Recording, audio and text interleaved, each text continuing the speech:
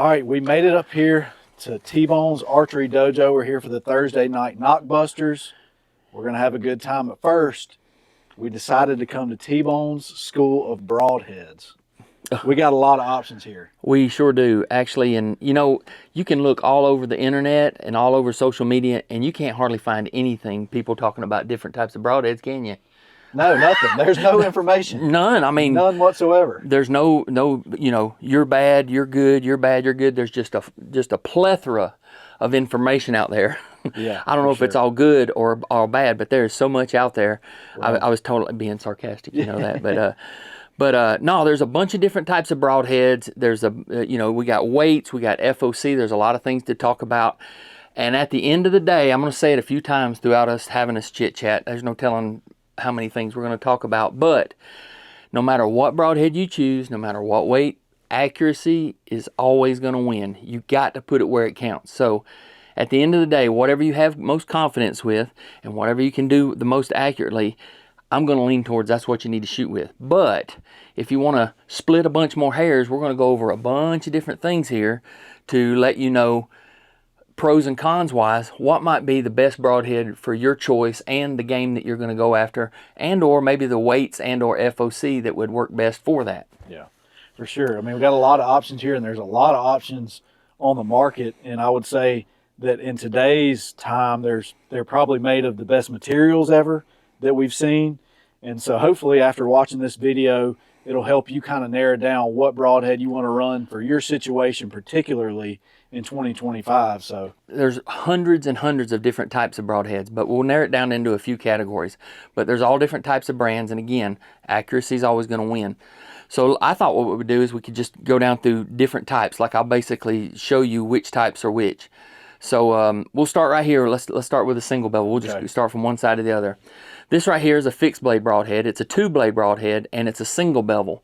And what single bevel means is it's only sharp on one side. Through all the studies through Dr. Ed Ashby, penetration-wise and durability-wise, I knew the word I was thinking of earlier, structural integrity. This has been proven through physics to be the most durable and best penetrating. A lot of the tests were done, you know, with 40 to 60 pounds on Cape buffaloes where their ribs are interlocking almost like a hardwood floor, tongue and groove. Well, single bevel, the analogy I always like to use with the single bevel, one side's only sharp, so it's extremely sharp, but when it goes in, it just doesn't ram on there. It actually kind of like when you're trying to shuck an oyster. So it basically pops the bone. You can read all the Ashby findings and stuff like that, and you'll see that once it hits the bone, it wants to, almost like a drill bit, go in, and it pops the bone, allowing the arrow and everything to penetrate better, especially with a heavy arrow behind it and high FOC. This is going to be, you can shoot it for anything. However, it's most commonly used for, there's a bunch of different style single bevels, but this is just the one that we have right here. We don't have all the examples that there are. But this one, this style broadhead is primarily used for great penetration, like hogs, somebody that's shooting low poundage that needs the utmost penetration in case you're dealing with a shield or those overlapping ribs, Cape buffalo hunting, any extreme big game and low poundage, and or you're just needing the utmost penetration. This would probably be the broadhead of choice in that scenario. Doesn't have a huge cutting diameter, therefore it's sleek and it penetrates better. And if you'll notice the blade angle, this is actually a stubby kind of a single bevel. Most of them are a little longer, but you can see that the blade angle is not so extremely sharp. You definitely want to slice and have that blade angle down around that 25 to 30 degree mark. And definitely, I don't recommend anything over 45 degree angle so that it's slicing more so than chopping on any broadhead. So that's your single bevel, more for your extreme game. You can use it for anything though. Don't get me wrong. All these will work for, you know, most everything. I guess we're talking to the meat and potatoes whitetail hunter. Will work fine with a whitetail hunter. And if a person's like struggling to pull 40 pounds, a woman, an older guy, young adult, something like that, you may want to go with this to ensure that you get good penetration. So it does have its place in it, and it has been proven great for penetration and structural integrity. So on these, there's a lot of different variations. A lot of them you'll see they have little bleeders on the side. Correct. So little extra blades, and so this is like what you hit on a single bevel. So you've seen a lot of slow-mo video shots out on social media and everything, where a lot of times when this hits, you'll continue to see the fletchings kind of twisting as it's penetrating through. It'll keep spinning, and then obviously you want to match this up to your fletchings too, because they make these to where it's sharper on the other side, which is in turn going to make it go to the left. Correct. So you would match your helical to the blade side of the blade that's sharpened. Absolutely, and since it is popping and cracking like that, so that you don't want it loosening once it hits that bone, you want it to continually to tighten the broadhead so that it gets the most damage and bone busting capabilities. I've never tested it, but I would be curious to see. I've heard a lot of people opt for this broadhead. Like you hear a lot of people that do certain styles of elk hunting. You know, a lot of people say they like to call elk in, so that may mean they might deal with a little bit more frontal shots. This could be a good option for that. Yeah, and sometimes it takes a little bit of tuning. Any of your fixed blade choices, whether it's a fixed blade replaceable blade, a fixed blade to where you can shoot it, or a two blade that tends to want a plane, these are known to be a little harder to tune. But usually you're using a heavier arrow, so it's slowing it down, so it's a little easier to tune because you're not shooting such a lightning fast arrow. And you can do that by tuning with a broadhead tuner. You can align it to where, if you know that always the broadhead that spins, whether it's a mechanical, a fixed blade, or what have you, when you spin it, the one that spins the correctly and doesn't have any wobble in it is always going to be the most aerodynamic, and it's always going to be the most accurate. And it's that much more critical with any fixed blade style and even a single bevel to try to get that to spin just as perfectly as possible for your forgiveness and to maintain that accuracy again. So, but it's a good choice, and it has it's not by far the most popular. However, it does have its place, and you know, I certainly, if I was going Cape Buffalo hunting, I believe that's exactly what I would use myself. So that's the place of the single bevel. So this is a fixed blade, and this particular one is the Montec. So the blades are not replaceable. And there's a bunch of different styles. This happens to be a G5. I mean, I've got a lot of G5 stuff here, but there's a lot of broadheads that are this style so that you can sharpen it. Iron Wheel makes some great broadheads. There's a lot of great broadhead manufacturers out there. This one is one that G5 has always said it's so tough because it's a 3-blade design and you can sharpen it. This one here is carbon steel. They make two different ones. This is the old Montec. This is a stainless steel. You can see that blade angle is not steep at all. It's more like in the 20 to 25 degree area, so that it's tough and it penetrates well. This has always been a good choice for kids and traditional archers, and you know, it does a lot of damage and it's really, really tough. But once you dull it, you can shoot it in the target, and after you've tuned it with the broadhead tuner, then you just simply put it on a diamond stone. We should have brought one out here, and then you're sharpening 2 blades at one time. Just stroke, flip, stroke, flip, stroke, flip, and then you sharpen it right back up. So yeah, G5 says that you can hand these down to your grandkids. This is a family heirloom. I would say that I would argue that these are probably one of the more popular broadheads over history. It is, yeah, especially in the last 20, 25 years, these two have. And they make one now, it's called the M3, which is a little quieter in flight because it doesn't have these vents here, and it's a solid style. Yeah, and I don't have an example here, but those are real popular. But this is another style of fixed blade. So you have single bevel, and then you have these that are sharpenable. You don't have to replace the blades. And then one that's real popular, just because we're moving on to the fixed blade, is this is the Striker. Now these blades are replaceable, so you just unscrew the broadhead, you take it out, and this is a German Lutz blade, so they are extremely sharp. We always like to say that these blades are so sharp that it'll cut you before God gets the news. That's how sharp they are.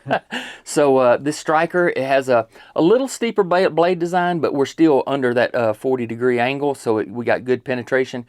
Extremely all steel construction, steel blades, stainless steel ferrule, really, really tough. But for us, you know, lazy humans that don't like to sharpen your stuff, you can replace it and have the utmost sharpness broadhead that there is. So that's also a good broadhead. And there's a lot of them out there too. Other manufacturers that makes a good fixed blade. And you'll notice that most all fixed blades never get above like a 1 3/16 or 1 1/8 cut in diameter.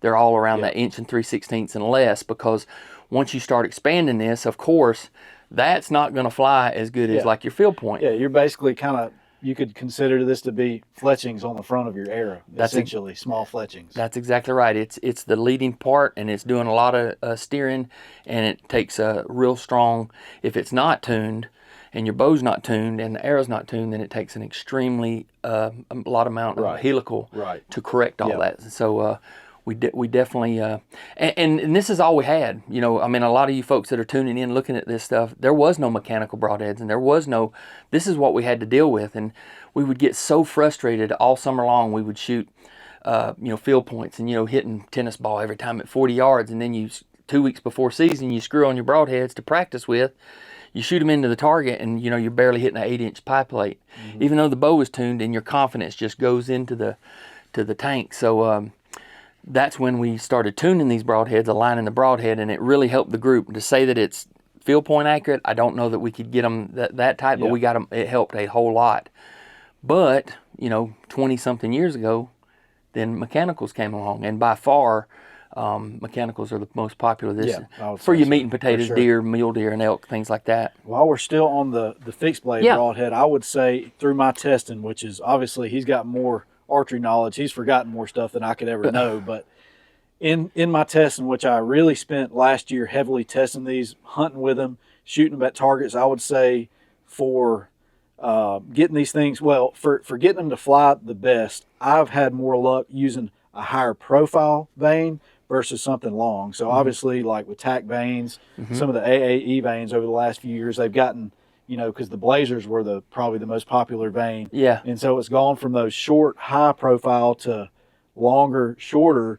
But I've found that to steer these a little better, something like a Blazer, like a hybrid HP from AAE or a Max Hunter, a little bit higher profile steers these better. But in return with that, you typically get a little bit more noise. So that's kind of the thing that you got to take into consideration when you're building all this out. Higher degree of offset helps. Higher degree of helical and higher FOC really helps tuning and then lining the broadhead with the arrow. Let me ask you this. I've seen people on the internet just kind of researching and reading around. Can you shoot too fast for a fixed blade? Does speed hurt your accuracy with these? I think so. I mean, I don't know what that magical number is, but what speed does is all the things that we're talking about between magnifies it. FOC, straightness of the broadhead, the amount of helical. The faster you try to make it, the more it's going to magnify the flaws in the form. Yeah. So, you're going to have good success, especially like under 280 feet per second. It's a lot easier to tune than trying to push it to the limits way over 300 feet per second with a fixed blade broadhead. As we kind of transition into mechanicals, I would even say this: even if I'm going to shoot a mechanical like a dead meat or a mega meat, once I get my bow tuned and I get everything kind of how I want it, I still like to shoot with one of these just to see if it will kind of show some of my tuning flaws that I might have. Sure. Like I have the utmost confidence if I can get to 50 or 60 yards and get this to hit with my field points, I have the most confidence that I could possibly have in my setup. Absolutely, and by no means, like, we're just showing you all the pros and cons about that. You know, a lot of people, they don't have confidence in a mechanical because they feel like there's so much stuff that has to go on. They want to know that when they let the arrow go, that when it hits that animal, it's already open. And I get that. I totally get that. It just means that you have to do a few more things, jump through a few more hoops, split a few more hairs to make sure that you're getting the accuracy. So if you've got the time and you want to spend more time tuning like we used to have to years ago, by all means, I have no problems with shooting this style broadhead. I'm not going to be the guy that sits here and says, you know, like, man, if you ain't shooting this one broadhead, again, it all comes back to whatever you got the most confidence in and whatever you can be the most accurate and put it in the pump station. So, I have no problems with a fixed blade broadhead whatsoever. Just, you got to do a few more things to make it. Yeah, and like if you're a guy that doesn't have a lot of time or doesn't have the equipment, you know, the bow presses and all the tuning equipment here, but he likes to shoot and he's got his field points dialed in. He doesn't want to tear up his targets testing these. This is probably not the route that you want to go. Yeah. I mean, you can, but just you may not. You have to know that there may be some variables that you have to. That's right. And you're not going to have that long range of 40, 50, 60 yards. Right. You need to keep it, you know, where you're comfortable, you know, up in the 30 yards and under. Yeah, don't outshoot your capabilities. That's for sure. Exactly. So that's 3 broadheads right there. And then now I guess we'll talk about, and there's a lot to talk about on mechanicals, about the pros and the cons and why they became so popular. So mechanicals came about don't hold me to these numbers, but 20, 25 years ago, and they've been real popular for the last 20 something years. And the reason why is mainly because what we had just talked about, these not being accurate, bows becoming more efficient, bows getting faster, and then we just see our groups just opening up. We're able to shoot so tight with field points, and then we put these on there, and then your confidence goes in the tank because your groups, double and triple in size. So he's like, man, there's got to be something better. There's got to be something better. And you want to be ethical to the animal. Well, this style is the first one to come out. And that's a Grim Reaper, correct? Yeah, I think that's a Grim Reaper. Okay, so 20-something years ago, this is the way the Broadheads were, and they took the market by storm. So this is a mechanical, but it deploys and the blades have to flip over themselves. So what and actually happens, there's nothing sharp on the outside of this, so it penetrates in, and then when it goes in, these blades, you can see that they have to flip open like this, like a rocket ship. And then once they're open now, the blade angle is good, but in order to get from point A to point B, like if you're hitting an animal like this, as it goes in, that blade has to open, and it could deter the path of the arrow. And or you have to worry about it even opening, period, depending on where you hit it, like in a shoulder or a rib or anything like that. All that kind of stuff can deter, because this thing has to go, not just slide into place, but go way out past its cutting diameter to slide back into the place to start cutting. So a lot has to happen long before it does any cutting. And you can actually have some failures. Now, there's been a lot of critters killed with these things, and a lot of people hunt with them, and a lot of people swear by them. And they were so popular because if you look down there, it's aerodynamic. You don't have all this blades and stuff out here to deter the path of the arrow. So that makes it really, really aerodynamic. And that's what took the market by storm. It's like, no more tuning, no more headaches. Yeah, just screw it on and go. Just screw it on and go, and I'm hitting pretty dang close, if not exactly like my field points. So, and when this thing does what it's supposed to, I'm shooting. Look at the cutting diameter. I'm shooting a whole lot bigger cutting diameter than I ever shot with any fixed blade that I ever had. Yeah. Look at the difference. Yeah, huge. So it was checking all the boxes off. It was just like, man, this thing is awesome. So broadhead sales and fixed blade mechanicals went through the roof because we was getting the accuracy. But then we had some failures. It would deter the path of the arrow, wouldn't penetrate quite so good. Sometimes the blades wouldn't open as it first went in, and then you had the whole structural integrity and the blades flipping off and hitting bones and stuff like that. Not just this brand, every brand 15, 20 years ago.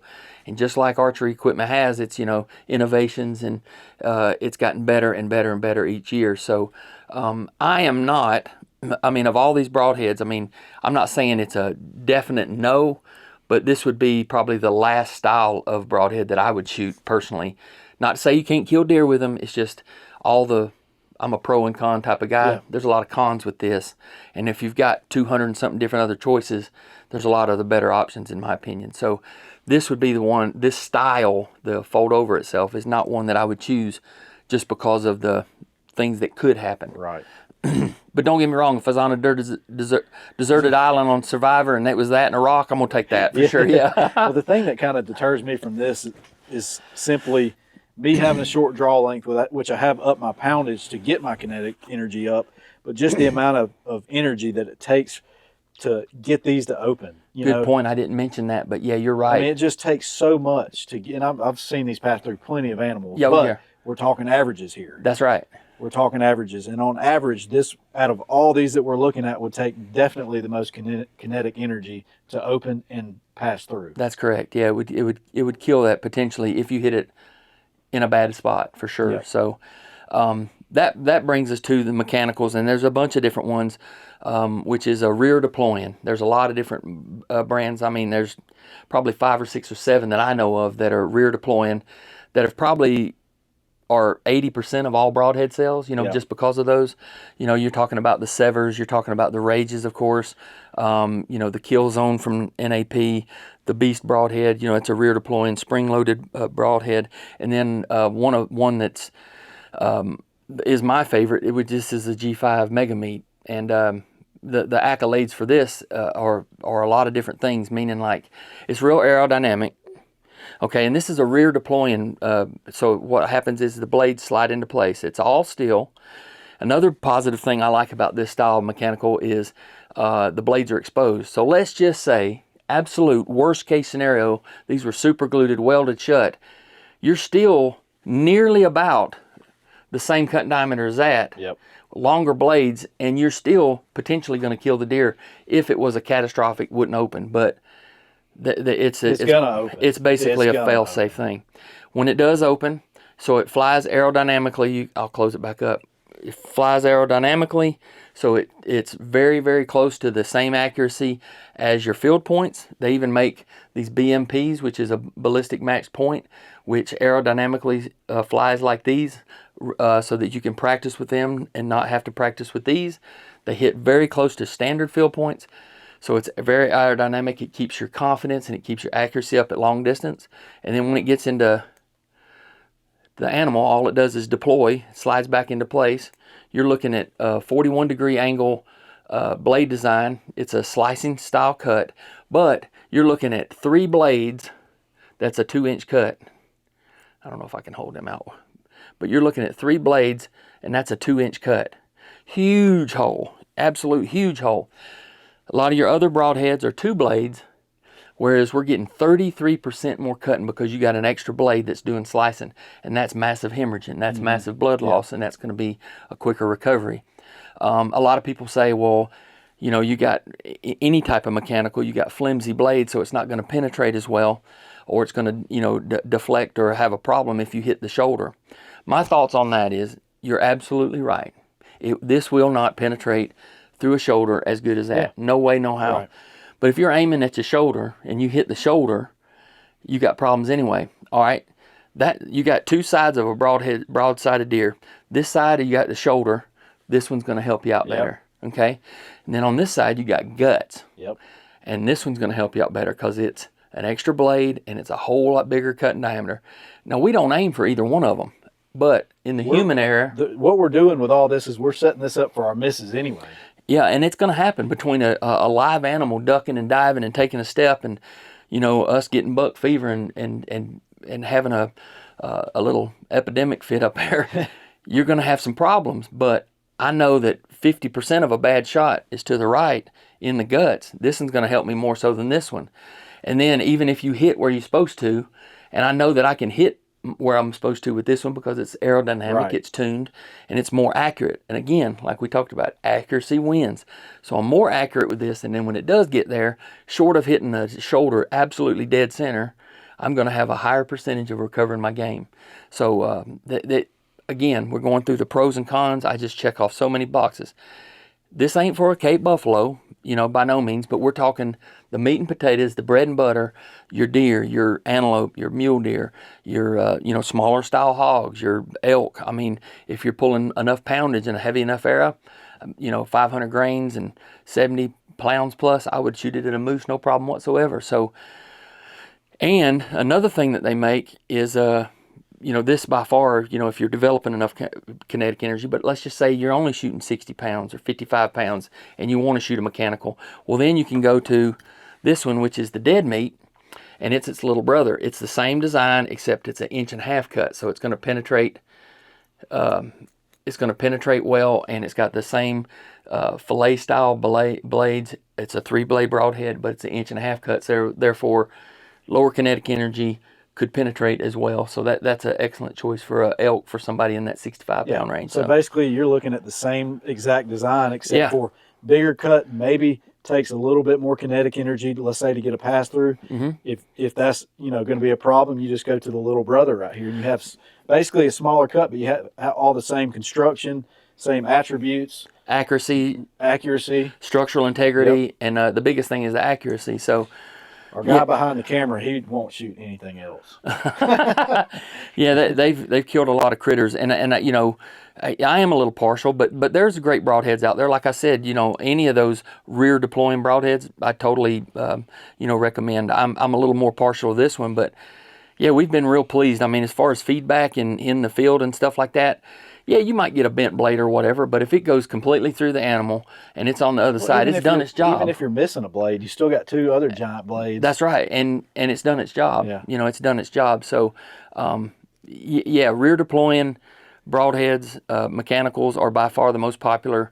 3-blade, I just like an extra blade. Is there, let's just say in theory, is there a minimum poundage or arrow weight that you would want to shoot for with these before you go to something that maybe penetrates a little better? I don't want to have a cutoff line, and the reason why is because there's always, just know that you go lighter arrow and you go lighter poundage, you're statistically, you're not gonna, potential of failure is, or potential of not working correctly is going to be more and more and more. Yeah.